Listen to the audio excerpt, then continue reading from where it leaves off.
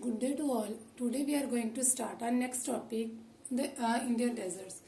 In last video, we have read about the most physical features of India, and in this video, we discuss about Indian deserts. The Indian deserts lie toward the western margin of the Aravalli Hills. Okay, as you will know, the Thar Desert.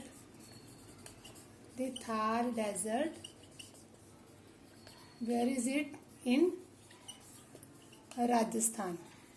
Okay, the Thar Desert is in Rajasthan, and it is sandy plain covered with sand dune. ठीक है, जो desert होते हैं, जो इनकी जो land होती है वो क्या होती है? सैंडी प्लेन लैंड होती है. Next, this region receive very low rainfall below 150 mm per year. ठीक है, very low rainfall. ठीक है, जहाँ पे जो बारिश है वो बहुत ही कम होती है, about 150 mm. And it has a dry climate with low vegetation cover. क्योंकि बारिश वहाँ पे कम होती है, इसलिए जो वहाँ की सॉइल होती है वो इतनी ज्यादा एलुवियल नहीं होती. इस वजह से वहाँ का जो एरिया होता है वहाँ पे वेजिटेशन कवर्ड एरिया नहीं होता. वहाँ पे जो वेजिटेशन है वो लो वेजिटेशन होती है. Okay, in the Indian desert, first one the Thar desert is in Rajasthan. First one point is there has sandy plain and it has very low rainfall and it has low vegetation covered area. Now the next topic is the coastal plain. Next topic is the coastal plain. A coastal plain is a flat, ठीक है, flat area होता है, low lying piece of land next to the ocean to the east and west. ठीक है, east से लेके west of the peninsular plateau, चाहे east है चाहे वेस्ट है, पेनिनसुलर प्लेट्यू तक. Two narrow strip of plain lands are found. ठीक है, टू नैरो स्ट्रिप्स होती है जो हम अच्छे तरीके से इनको फाउंड अप कर सकते हैं, which are respectively called eastern coastal plain and western coastal plain. जो ईस्ट वाली साइड होती है उसको ईस्टर्न कोस्टल प्लेन कहा जाता है और जो वेस्ट वाली साइड होती है उसको वेस्टर्न कोस्टल प्लेन बोला जाता है. Now the eastern coastal plane. Eastern coastal plane. In this, it is a wide stretch of the landmass lying between the Eastern Ghats and the Bay of Bengal. ठीक है, ये कहाँ पे situated है? जो हमारे ईस्टर्न घाट्स है वहां से लेके बिटवीन बे ऑफ बंगाल तक फैले हुए हैं. In the northern part it is refer to as northern circle while the southern part is known as Coromandel coast. ठीक है, जो अलग अलग पार्ट में उसको अलग अलग नेम से जाना जाता है.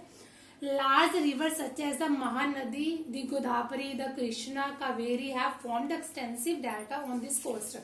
ठीक है, जो वहाँ पे जो लार्ज रिवर निकलती है, अपना जो एक्सटेंसिव डेल्टा होता है वहाँ पे जब वो उसको क्रॉस करती है इस एरिया को, ठीक है, ईस्टर्न घाट को जब वो क्रॉस करती है बे ऑफ बंगाल तक, वहाँ पे वो अपना बहुत ही एक्सटेंसिव एलुवियल जो डेल्टा होता है वहाँ पे छोड़ जाती है. Lake Chilika is an important feature along the eastern coast. ठीक है, जो सबसे मेन इम्पोर्टेंट इसकी फीचर है कि जो चिलिका लेक है वो इसी वाले एरिया में सिचुएटेड है.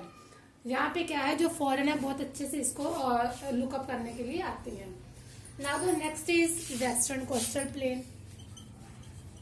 Next is western coastal plane.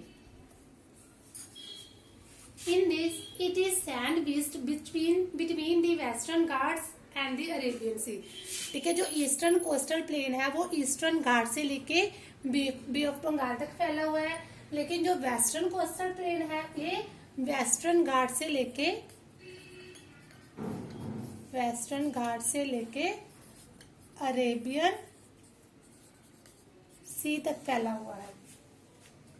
It is a narrow plain and consists of 3 sections are mentioned below. ठीक है, इनके 3 सेक्शन, इस वाले एरिया को 3 सेक्शन में डिवाइड किया गया है. First one is Konkan. Okay, first one is Konkan.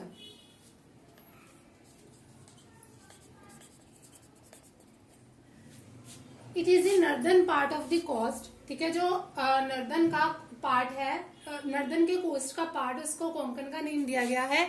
जैसे जो इसकी प्लेस है वो कहाँ पे है, मुंबई से गोवा तक। नेक्स्ट है कन्नड़ प्लेन, फर्स्ट है Konkan, next is Kannada plain, ठीक है। इसको 3 पार्ट्स में डिवाइड किया गया है। फर्स्ट है कोंकण प्लेन, मुंबई से गोवा। सेकंड है Kannada plain, the central stretches called the Kannada plain, ठीक है। जो सेंट्रल इसका जो सेंट्रल पार्ट है वो कन्नड़ प्लेन के नेम से जाना जाता है। The southern stretches refer to as Malabar coast, ठीक है।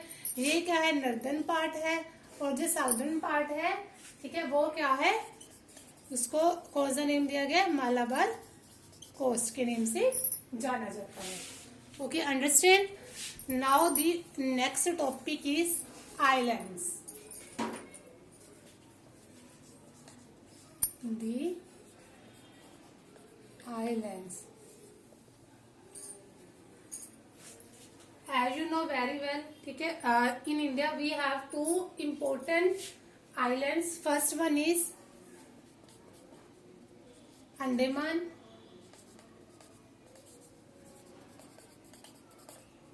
second Nicobar।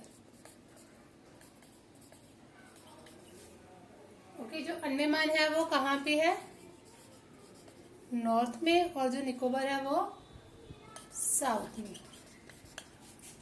ओके, अब आइलैंड होता क्या है, an island is a piece of sub continental land that is surrounded by water, ठीक है। अर्थ का वो छोटा सा पार्ट जो अपने अराउंड से वाटर से ही घिरा रहता है। जैसे Lakshadweep island group is composed of small coral islands which were earlier known as Laccadive, Minicoy and Amindivi, ठीक है। इनको अलग अलग नेम से दिए गए हैं। लक्षद्वीप जो आइलैंड है उसको अलग अलग पार्ट में डिवाइड किया गया है। The entire group of island is divided into 2 broad category, जैसे मैंने आपको पहले बता दिया, Andaman and Nicobar. These islands lie close to the equator and experience equatorial climate and have thick forest cover, ठीक है। वहां पे क्या है, जो ये आइलैंड्स होते हैं इक्वेटर के बिल्कुल क्लोज होते हैं, और जो उनका क्लाइमेट है बहुत ही क्या रहता है, स्मूथ रहता है, और यहाँ पे थिक टाइप के फॉरेस्ट कवर्ड एरिया मिलते हैं। Next is the diverse physical feature of India have immense future possibility of development because of the following region, ठीक है। मतलब जितनी भी इंडिया में अलग अलग टाइप के फिजिकल फीचर्स जो फर्स्ट वीडियो से लेके अब तक पार्ट तक हमने रीड आउट किए हैं, उससे देखे हमें यही पता चलता है कि जो इंडिया में बहुत ज्यादा पॉसिबिलिटी है, फ्यूचर पॉसिबिलिटी है कि हम इंडिया को डेवलपमेंट स्टेज पे लेके जा सकते हैं। फर्स्ट क्या है, the mountains are the major source of water and the forest wealth, ठीक है। यहाँ पे हमारे पास क्या है, वाटर का बहुत अच्छा सोर्सेज है और फॉरेस्ट की बहुत अच्छी वेल्थ है। The northern plain are the greeneries of the country. They provide the base for early civilization, ठीक है। ग्रीनरी भी जो हमें हमारे लिवलीहुड के लिए जितने भी थिंग्स चाहिए, हमें ईटेबल थिंग्स चाहिए, वो भी हमें बहुत अच्छे तरीके से मिल जाती हैं। The plateau is a storehouse of minerals which has played a crucial role in the industrialization of India, ठीक है। जो हमारे प्लेटू है, माउंटेन्स भी बहुत अच्छे तरीके से अपना रोल प्ले कर रहे हैं, प्लेन्स भी अच्छे तरीके से अपना रोल प्ले कर रहे हैं, ठीक है। प्लेटू क्या है, वहां पे मिनरल्स का स्टोर हाउस है जो हमारे इंडस्ट्रियलाइजेशन को और भी आगे तक बढ़ा देते हैं। अब जो कोस्टल प्लेन्स हैं, जैसे आइलैंड्स ग्रुप हो गए या कोस्टल एरियाज हो गए, ये हमें क्या प्रोवाइड करते हैं, फिशिंग और पोर्ट एक्टिविटीज होती है यहाँ पे। इससे हमें पता चलता है कि जो इंडियन फिजिकल फीचर्स है वो बहुत ही अच्छे तरीके से जो हमें नेचुरल मिली हुई है, बहुत अच्छे तरीके से डेवलपमेंट की गई है, और हम इन्हीं को लेके आगे जाके हम क्या है बहुत अच्छे तरीके से अपनी कंट्री को डेवलपमेंट स्टेज पे लेके जा सकती है।